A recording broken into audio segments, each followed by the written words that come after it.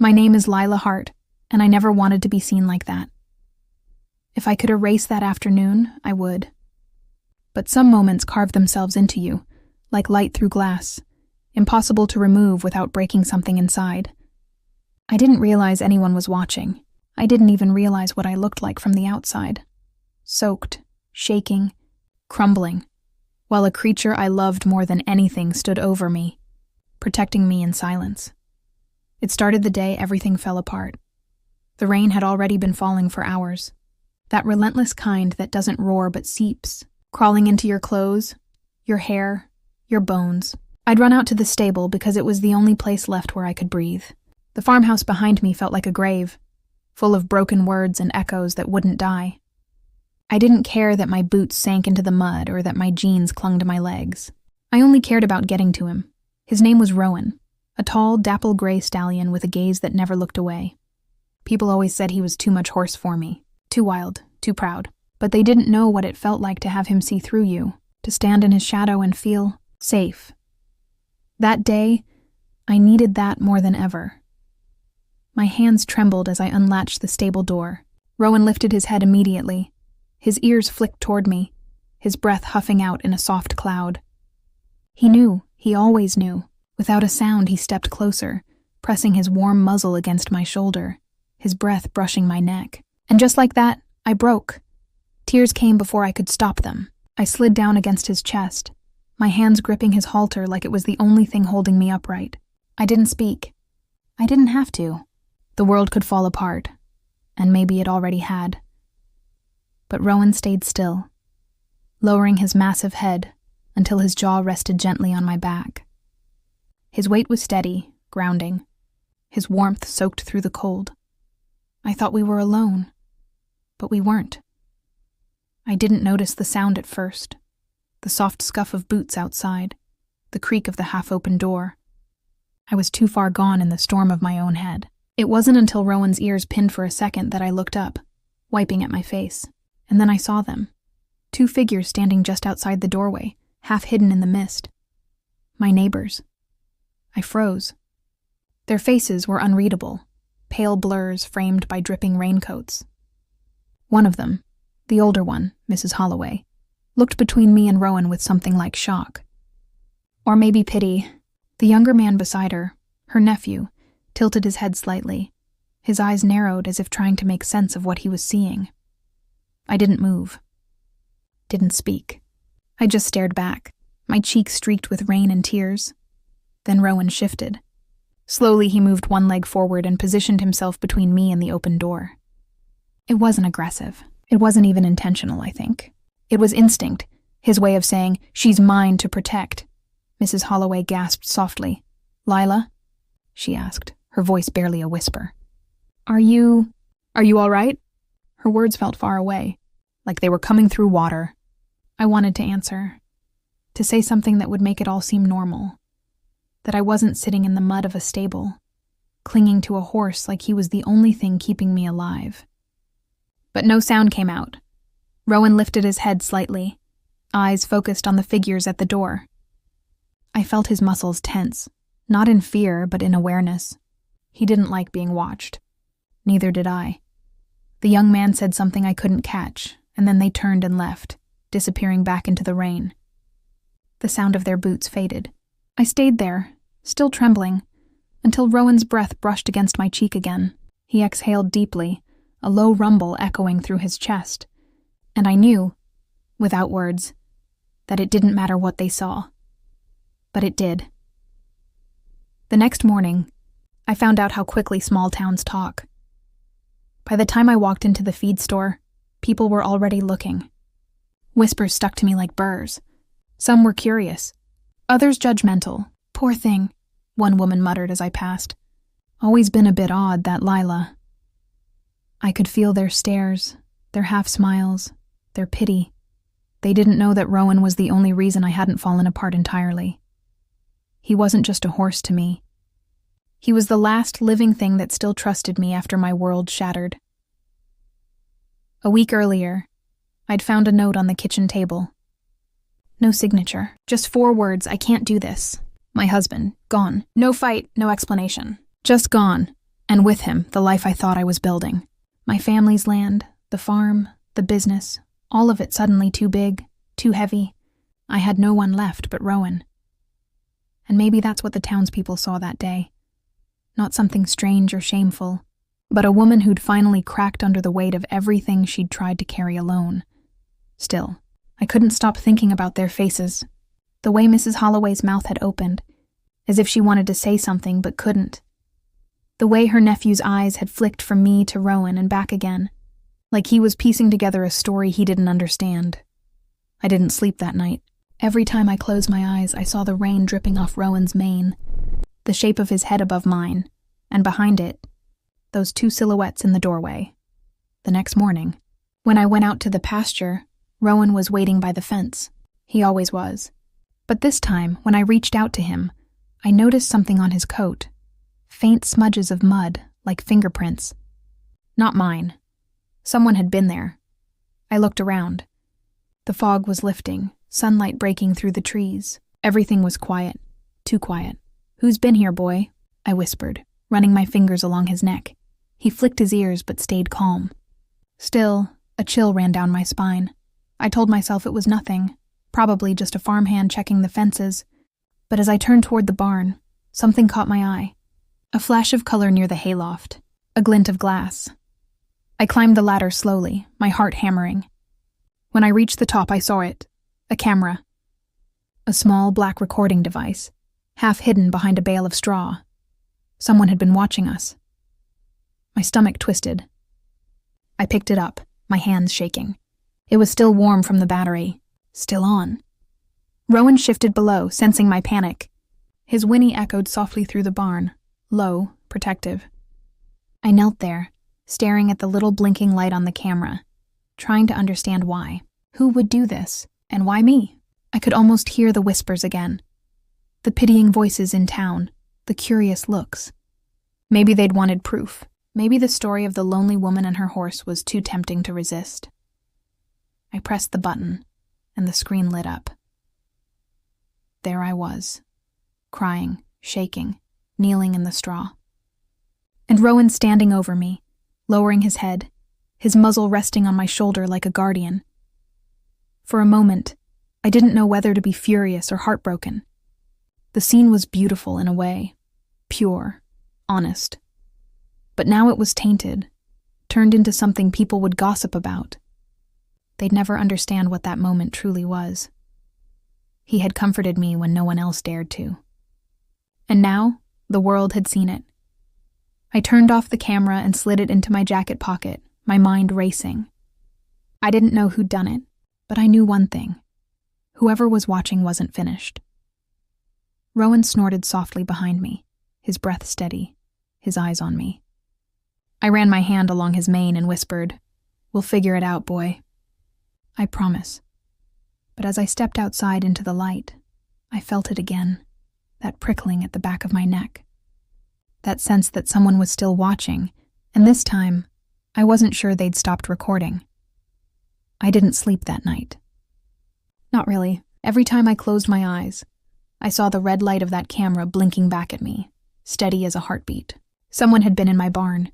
Someone had filmed me and Rowan, without permission, without understanding, and I didn't even know when or how long they'd been there.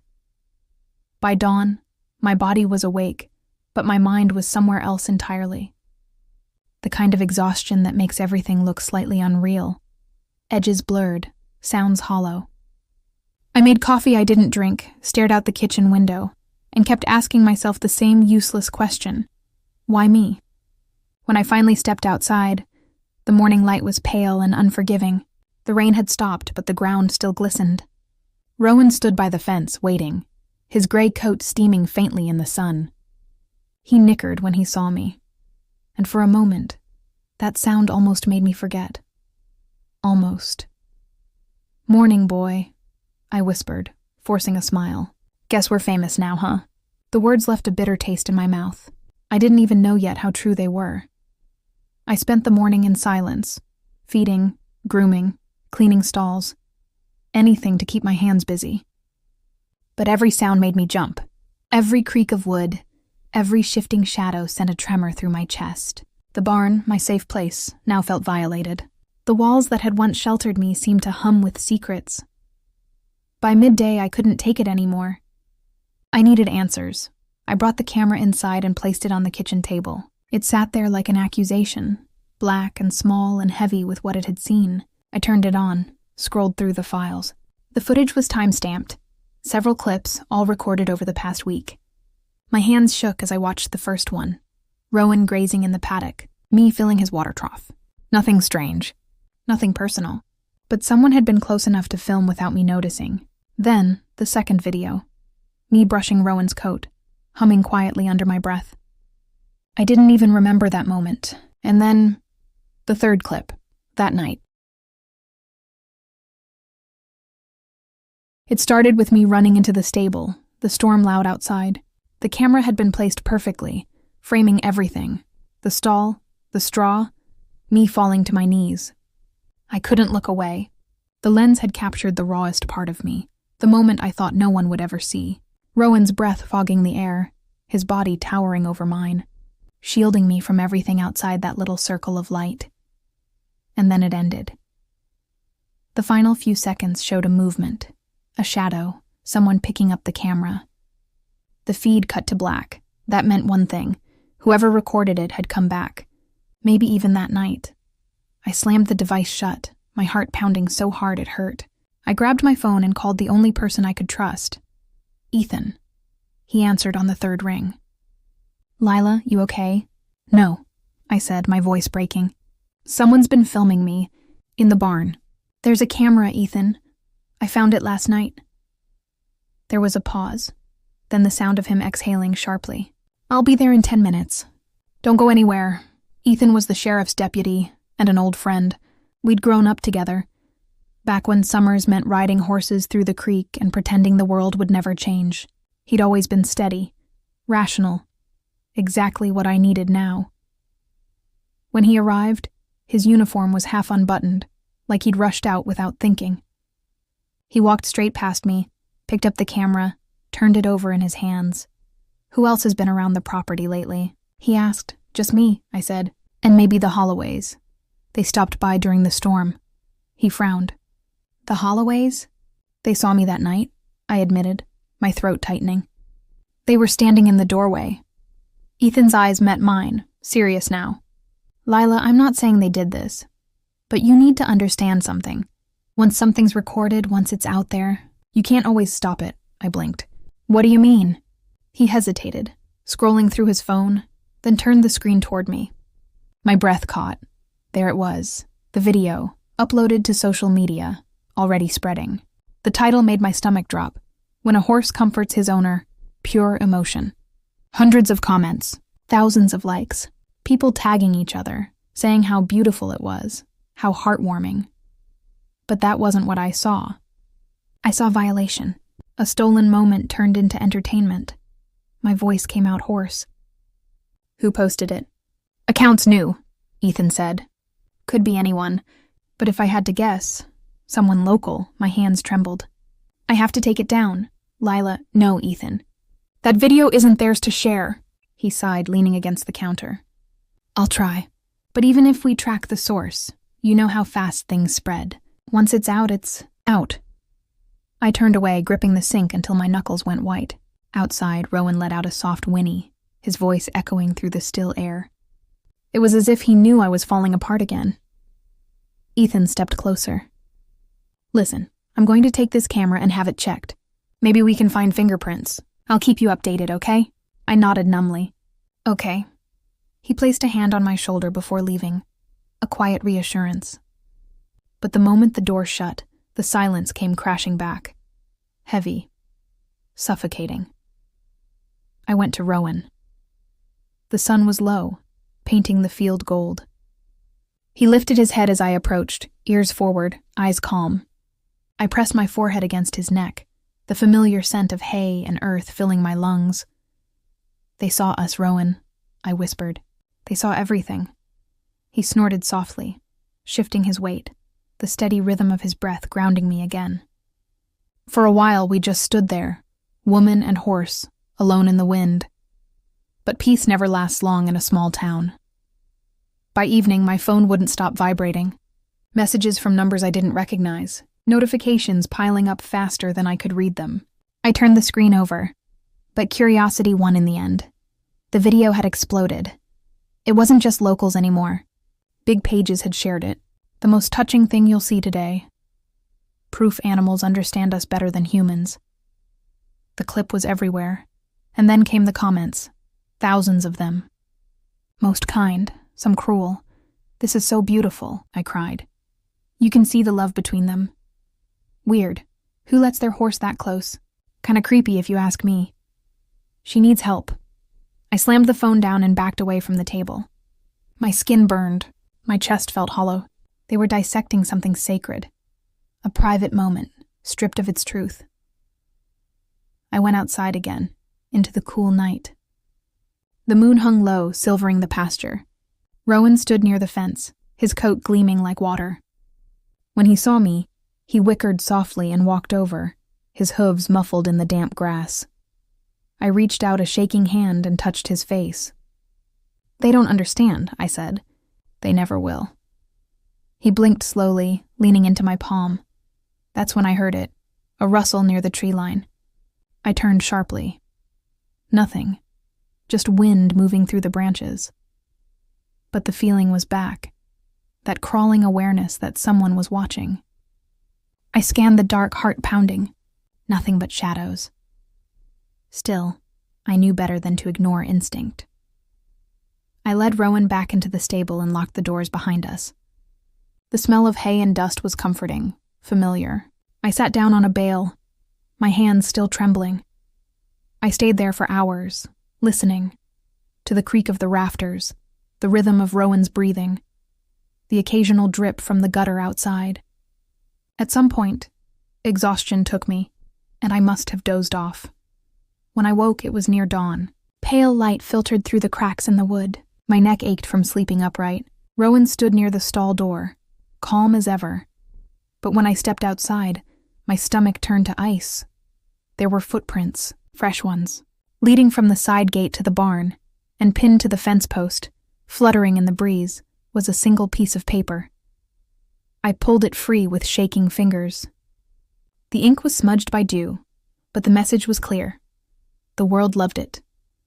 Don't hide now. There was no signature, no clue. Just that.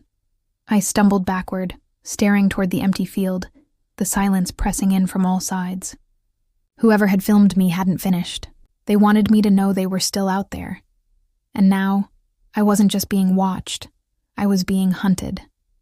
The note haunted me. The world loved it. Don't hide now.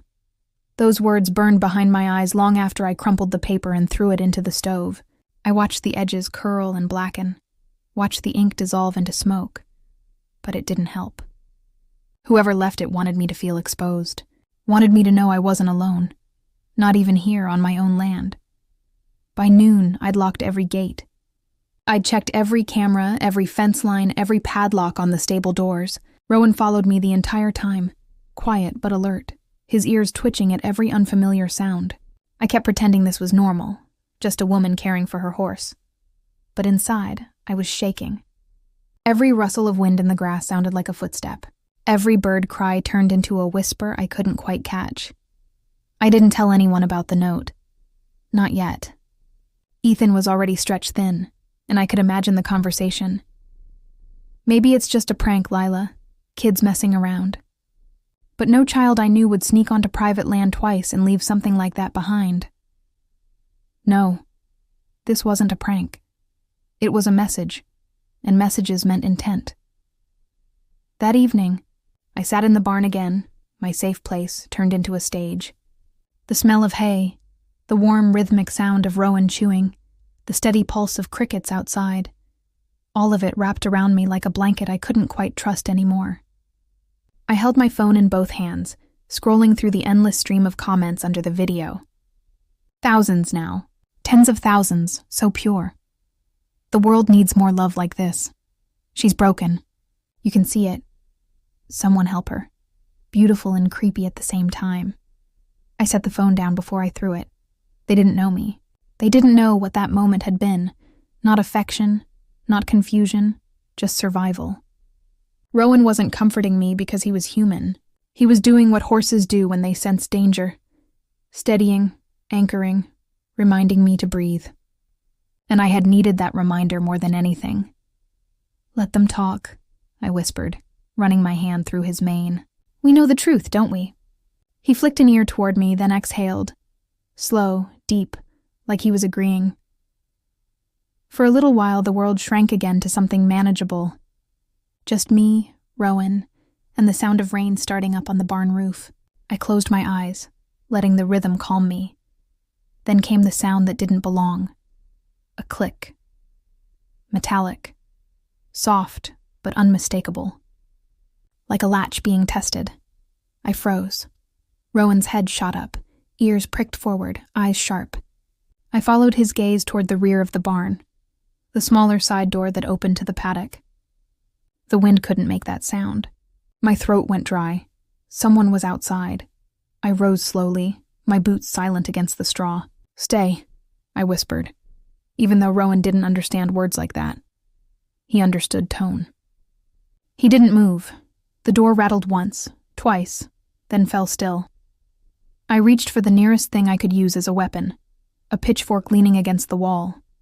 My heart was hammering so hard it hurt. Another sound, footsteps in the mud, faint but real. Whoever it was wasn't in a hurry. They were circling. I backed up to Rowan's stall. His body tensed beside me, muscles rippling under his coat. He made a low, vibrating sound, the kind I'd only heard once before, when a stray dog had wandered too close to the pasture. A warning. Easy, I breathed. The barn fell silent again. Then, a light. It flickered through the slats in the wall, a flashlight. Someone was scanning the building from the outside. My pulse thundered in my ears. I held my breath as the light swept past the window, pausing just long enough to make my stomach twist, then moved on. I waited for the crunch of footsteps retreating. It didn't come, and then, as suddenly as it started, the light vanished. I didn't move for nearly 10 minutes. Neither did Rowan. Only when the rain grew heavier, drowning out everything but its own relentless rhythm, did I finally lower the pitchfork. I went to the door and pressed my ear against it. Nothing. Just the sound of the downpour. I waited a little longer, then opened the latch and stepped outside. The world was washed silver.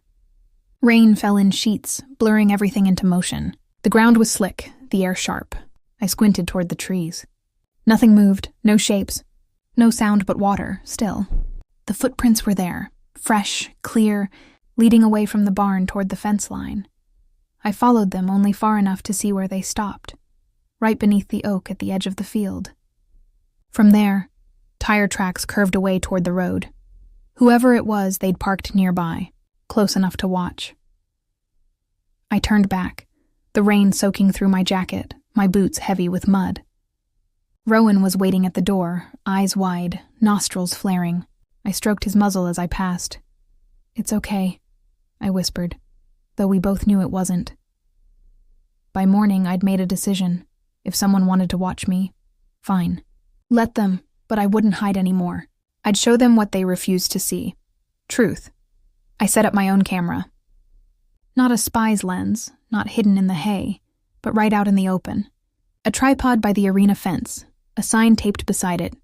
Training in progress, filming by owner only. If they wanted a show, they'd get one. My version.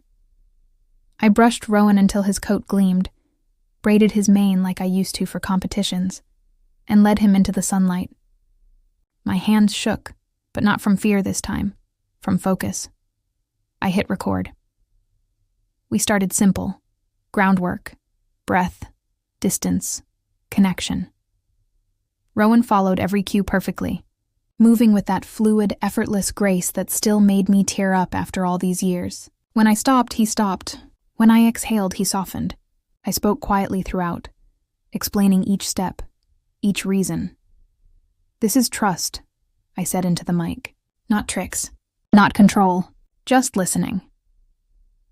When we finished, I uploaded the clip myself with the caption, "If you're going to tell my story, at least let me tell it too." By evening, it had already spread. Not as fast as the stolen video, but far enough. Comments poured in again, and this time most were kind. Some even defended me. Others apologized for judging. It wasn't perfect, but it was something. For a moment, I felt almost human again. Then Ethan called. "Lila, you need to sit down," he said. My stomach dropped. What happened? "We found prints, real ones. Whoever's been sneaking around your property wasn't just filming. They left more cameras." "What?" "One by the paddock, another near your kitchen window. We're dusting them for prints now, but they were new, fresh batteries." I sank into a chair, the phone slipping in my hand. "So they're still here?" "Maybe not right now," Ethan said. "But yeah, they've been close. Too close. Do you know who?" "Not yet." "But Lila," his voice softened. "This isn't random. Whoever's doing this, they're watching you, not just the horse. They want a reaction." "Well," I said bitterly, "they've got one. Please just stay cautious. Lock everything. I'll patrol by tonight. I promised I would." But after I hung up, something in me shifted. Fear was exhausting. It eats everything: time, joy, sleep. I couldn't let it win. That night, I sat in the barn again. No lights this time, just the moon filtering through the cracks. Rowan stood near me, his presence solid, patient. I rested my back against his stall door and let my breathing fall into rhythm with his. "I'm done hiding," I whispered. "If they come again, they'll see who they're dealing with." Outside, something rustled in the distance. Maybe wind, maybe more. But I didn't flinch this time. Rowan shifted closer, his hooves quiet in the straw. His head lowered until I could feel his breath on my hair. It was like the world itself was saying, "Don't break. Not yet." I closed my eyes and let that be enough. When morning came, the air was clear again, crisp, cold, humming with birds. I fed Rowan, checked the fences one more time, then noticed something strange near the edge of the pasture. A figure. Standing still. Not hiding this time. I froze, hand halfway to the gate. Whoever it was wore a dark hooded jacket, tall, broad-shouldered. Too far to recognize, but close enough to know they were watching me. For a long, breathless moment, neither of us moved. Then the figure lifted one hand. Not a wave, not a threat, just a gesture. A slow raise, palm outward, and then they turned and walked away, disappearing into the morning fog. I didn't chase them. I couldn't. I just stood there, my pulse roaring. Rowan shifting nervously beside me. Whoever they were. They wanted me to know one thing. This wasn't over. They weren't hiding anymore. And now, neither was I. The fog never truly lifted that morning. It hung low over the fields, heavy and pale, swallowing sound and distance alike. I stood at the fence, Rowan at my side, staring into the place where the stranger had disappeared. My heart hadn't slowed since dawn. Every instinct screamed, "Don't go closer," but something colder, sharper whispered back, "You've run long enough." I had promised myself not to be afraid anymore, but courage, I was learning, doesn't erase fear. It just teaches you how to hold it steady. By midday, I was pacing the house. Every creak of the old floorboards made me turn. The kitchen clock ticked too loudly, counting out seconds I didn't trust. The camera Ethan had confiscated was gone, but I still felt watched. Every window looked like an eye. I pulled the curtains closed and tried to eat something, but the food turned to dust in my mouth. Rowan whinnied from the pasture, a short, urgent sound that made my blood freeze. I dropped the fork. Outside, something moved along the fence line. Quick, dark, a shape too tall to be an animal. I grabbed my jacket and ran. "Hey," I shouted as soon as I hit the field. "Who's there?" "Nothing, just whined through the grass." Rowan trotted to the gate, ears pinned forward, muscles taut. His hooves struck the ground once, a warning. Then I saw it, a shadow slipping behind the tool shed. "Stop." I sprinted across the field, mud sucking at my boots. When I rounded the corner, the space was empty. But the smell of cigarette smoke lingered in the air, acrid, sharp, fresh. Someone had been here seconds ago. My pulse hammered in my ears. I scanned the ground and saw a crushed filter near the door. Kneeling, I picked it up with shaking fingers. A brand I didn't recognize. Imported. Rowan called again. A deep, uneasy sound that vibrated through my ribs. It's okay. Boy, I said automatically, though I didn't believe it. I checked the shed door. It was unlocked, slightly ajar. Slowly, I pushed it open. Inside, the light was dim and cold. Dust hung in the air, catching the faint beams from the single dirty window. Tools lined the walls, rakes, shovels, a rusted chainsaw. Nothing looked disturbed, until I saw the box. A small plastic case sat on the workbench. New, out of place. I flipped the lid. Inside were SD cards, 5 of them, neatly labeled with dates. My breath caught. The most recent was yesterday. I stumbled backward, one hand clamped over my mouth. Whoever had been watching me hadn't stopped. They'd been recording this entire time. The floor creaked behind me. I spun around. A figure stood in the doorway. Tall, hooded. Still. Don't, I whispered, raising my hands. The figure didn't move. Who are you? I demanded. What do you want from me? For a long moment, the only sound was the rain starting again on the roof. Then, slowly, the person reached up and pulled back their hood. It was the Holloway's nephew. Evan, I breathed. What are you doing here? He looked younger than I remembered, maybe 20 if that. But his eyes were older, hollowed out by something I couldn't read. I had to make it right, he said. Make what right? The video. The way people saw it. You were crying. People thought it was weird or sad or... He broke off, running a hand through his wet hair. I didn't mean for it to blow up like that. I just wanted people to see something real. My stomach twisted. You filmed me? He nodded, guilt flickering across his face. That night in the rain. I didn't plan it, I swear. I just saw you there and it was... His voice caught. It was beautiful, Lila. Honest. The world needed to see that. You had no right, I snapped. That was private. You trespassed. You recorded me without consent, and you posted it for strangers to pick apart. I took it down, he said quickly. But it was too late. Other people re-uploaded it. It went everywhere. I didn't mean for any of this to happen. I stared at him, my chest tight. Then what about the cameras? The ones you hid around my house? His face went pale. What cameras? Don't play dumb.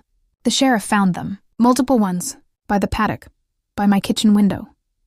He shook his head. Genuine confusion breaking through his panic. That wasn't me, I swear. I only had one. The night I filmed you. That's all. For a second I wanted to believe him. His voice trembled the way truth sometimes does when it's scared. Then who was it? I asked quietly. He didn't answer. Rowan whinnied again from outside. Loud, sharp, urgent. Evan flinched. You shouldn't be alone out here, he said. Someone else is... Before he could finish, a sound split the air. A car engine, close. Then headlights flared through the rain-streaked window, blinding white. Tires skidded on gravel outside. Another door slammed. Evan's eyes went wide. That's not me, he whispered. I grabbed the box of SD cards and backed toward the far wall, my hand finding the pitchfork leaning in the corner. The beam of a flashlight cut across the open door. A voice followed, calm, measured, wrong. Lila Hart, it said. You've made quite the story, haven't you?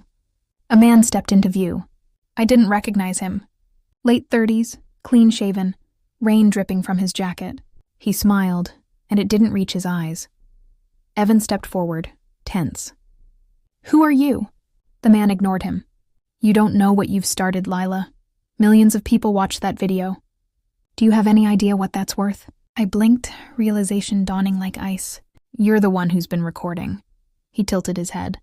Recording, documenting, preserving, call it what you like. The internet thrives on emotion. Authenticity. You gave them both. Evan moved closer to me. You're sick, he spat. The man chuckled. I'm practical. The world doesn't care about rules. It cares about views. That clip of yours? It changed everything. You and the horse, people felt something. I can give them more. I felt bile rise in my throat. You've been on my property. Watching me, why? Because you're marketable, he said simply. Because people like you, raw, broken, healing through animals, you sell. I tightened my grip on the pitchfork. Get off my land. He took a slow step forward. You don't understand. You're not a victim here, Lila. You're a brand. Move, I hissed. Evan lunged between us. She said, leave. The man raised his hands in mock surrender. All right, but this won't stop me. The footage I've got, it's already uploaded. He smiled again. You'll thank me one day. He turned and walked out into the rain. Evan started after him, but I grabbed his arm. No, let him go. We waited until the sound of the engine faded into the distance. Only then did I let go of the pitchfork. My hands were shaking so badly it clattered to the floor. Evan exhaled. Lila, I'm sorry. I didn't know any of this. I believe you, I said quietly. But we're not done, he frowned. What do you mean? I picked up the box of SD cards, holding them tight. We're going to find out what he uploaded, and how to take it down. Rowan called from outside, his voice echoing through the storm. I glanced toward the door, heart pounding again, and we're not doing it alone. By the time Ethan arrived, the rain had turned into a full downpour. I told him everything. The shed, the man, the conversation. He listened silently, jaw clenched. When I handed him the box of SD cards, he nodded grimly. This is bigger than we thought, he said. He's been using your footage to drive traffic to a network of viral accounts, probably making thousands. Can you stop him? We'll try, but I need you to be careful, Lila. He knows where you live. He's fixated. Evan stood awkwardly near the door. I'll stay, he offered. Just for tonight, in case he comes back. I wanted to refuse, to cling to my pride. But the truth was I was tired. So tired of pretending I wasn't terrified. All right, I said. You take the couch. I'll stay with Rowan. Ethan looked at me, half exasperated. You're sleeping in the barn again? I'm safer there. He didn't argue. That night, I sat in the straw, lantern light flickering across Rowan's coat. He stood near me, breathing slow, steady. Outside, thunder rolled through the valley. I could almost feel the storm circling closer. Not just in the sky, but in everything. Somewhere out there, a stranger had turned my pain into profit. But here, in this quiet space, I still had control. I reached out and touched Rowan's shoulder. We're not done yet, boy. He flicked his tail, as if to say he knew. The wind howled against the walls. I closed my eyes and made myself a promise, one I intended to keep. Tomorrow, I would stop hiding. Tomorrow, I would fight back. And this time, the whole world could watch if it wanted to. The storm didn't stop by morning. It broke and reformed again and again, like the sky couldn't decide whether to cleanse or destroy. Lightning forked through the clouds, followed by the slow growl of thunder rolling across the hills. Rowan shifted restlessly in his stall, ears flicking, nostrils flaring. He could feel it too, not just the weather, but something building beyond it. I hadn't slept. Not really. Every time I closed my eyes, I saw the man's face, that calm, cruel smirk as he said, "You're not a victim. You're a brand." The words looped in my head, tangling with the rhythm of the rain. He thought I'd stay silent, that I'd hide behind fear like before, but he'd misjudged me. Fear was still there, sharp, alive, whispering all the worst possibilities. But now it had company. Something stronger. Resolve. By the time the first pale slice of dawn cut through the clouds, I had a plan. I set up my tripod again, this time right in the center of the barn.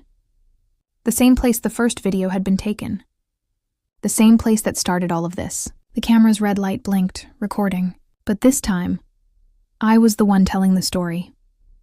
My name is Lila Hart, I said, staring straight into the lens. And I didn't give permission for any of this. My voice was steady, surprising even myself. I told them everything. About the night of the storm, the hidden cameras, the intruder, the way something sacred had been turned into spectacle. I didn't name him, not yet, but I promised truth. I spoke about Rowan, about trust and safety, about how animals teach us to be seen without fear. I spoke about consent, not just between people, but between living beings. Rowan stood beside me the whole time, calm and majestic. His quiet strength said everything I couldn't. When I finished, I ended with one line. If you're going to watch me, then watch me tell the truth. I uploaded it before I could talk myself out of it. Within an hour, it began. Notifications flooded in. Shares, comments, reposts. But this time, the narrative had changed. People weren't gawking, they were listening. The story was no longer about a mysterious, emotional horse video. It was about privacy, about exploitation, about standing up, for the first time since it all began. The eyes of the world felt like witnesses instead of voyeurs. Ethan called just after noon. You started a fire, he said, but I could hear the pride under his exhaustion. That video's everywhere. News sites, journalists, even the national outlets picked it up. Good, I said quietly. Let them look, he hesitated. We also found something. The man's name is Carter Vale. Used to work in digital marketing, but he's been running a content farm, stealing viral clips, re-uploading them under fake profiles. Your video was his biggest hit yet. My chest tightened. So can you stop him? We're trying. He's on the run now, packed up and left his place last night. But you've got momentum, Lila. Keep using it. Don't let him twist the story again. I hung up, exhaling hard. For the first time in days, I felt the smallest spark of victory. But it didn't last long. At sunset, Evan came running up from the road, breathless, his hoodie plastered to his back from the rain. He's here, he gasped. Carter, down by the old mill road. He's filming something. My blood went cold. Are you sure? He nodded. I saw his car. Same one as last night. I didn't think. I grabbed my jacket and keys. Stay here with Rowan. Lila, please, I said. If he's back, this ends tonight. The drive was a blur. Headlights slicing through sheets of rain. The road a slick ribbon twisting through the trees. My heart pounded in rhythm with the wipers. The old mill sat abandoned near the creek, half swallowed by ivy and rot. It had always given me chills as a kid. Tonight, it looked like a mouth waiting to speak. Carter's car was parked near the entrance, lights off. But there, a faint glow deeper inside. The unmistakable blue shimmer of a phone screen. I killed my engine and stepped out, rain hitting hard and cold. Every sound was amplified, my boots squelching in the mud, the creak of old wood, the rush of the river beyond. I crept closer until I could see him. Carter stood beneath the collapsed rafters, phone propped up on a tripod, camera rolling. He was talking to it, animated, confident, oblivious. The truth about Lila Hart, he was saying. The woman the world fell in love with, the horse whisperer. But what if it wasn't as pure as it seemed? My breath caught. He was spinning it again, twisting the story into something dark, something false. I stepped out from the shadows. Funny, I said, my voice echoing off the damp stone walls. You always did like a good story. He spun around, startled. Lila, you're trespassing, I said. Again, he smiled, regaining his composure. You should thank me. Without me, no one would know who you are. I didn't want to be known, I said coldly. Not like this. He took a step closer, his grin widening. You think you can stop me? The internet already owns you. Something inside me snapped. No, I said. Not this time. I lunged forward and grabbed the phone off the tripod before he could react. He shouted, reaching for me, but I stepped back fast. You don't get to tell my story anymore, Carter. He froze, his expression flickering between rage and disbelief. You think deleting one video changes anything? No, I said, meeting his gaze. But the world already heard the truth. From me. Lightning split the sky outside, flashing through the shattered roof. For a moment, his face looked skeletal, hollowed by greed. He lunged again, but I was faster. I threw the phone hard, smashing it against the concrete floor. It shattered in two. He swore, lunging forward, but the distant sound of sirens cut through the rain. Ethan. Carter froze. Then, without a word, he bolted for the side exit, disappearing into the trees just as headlights flared through the downpour. I sank against the wall, trembling.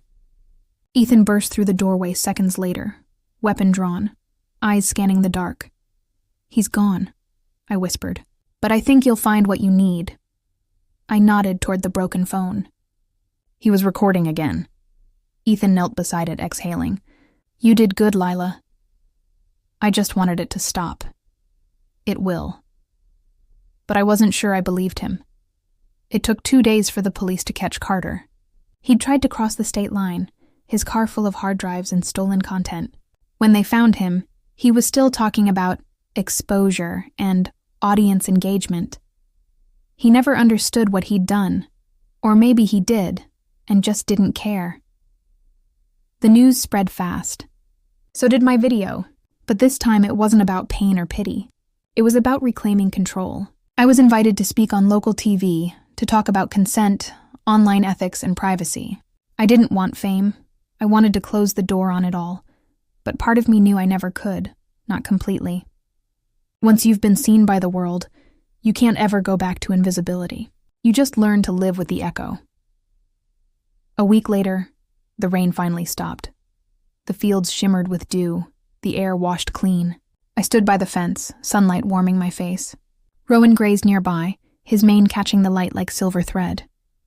Everything felt quieter, like the land itself was exhaling. Ethan stopped by one last time to check in. You sure you're all right? He asked. I'm getting there. He nodded. You did something important, Lila. You took your power back. I smiled faintly. Maybe. Or maybe I just stopped letting them take it. He chuckled. Same difference. When he left, I stayed by the pasture a while longer. Rowan lifted his head and came to stand beside me. I rested my hand against his neck, feeling the steady warmth of him. Solid, grounding, real. They thought they could turn us into a spectacle, I whispered. But they forgot one thing, didn't they? He blinked, his ears flicking toward me. They forgot that we're not characters, I said softly. We're alive. The wind moved through the grass, carrying the scent of rain and renewal. Rowan leaned closer, his breath brushing against my cheek, gentle and sure. For a moment, everything was still. No cameras, no watchers. Just light, warmth, and quiet understanding. Then, somewhere in the distance, thunder rumbled again, faint, lingering, like the last echo of a story not quite done. I looked toward the horizon, unafraid this time. Whatever came next, I would face it, and if the world was still watching, well, let it.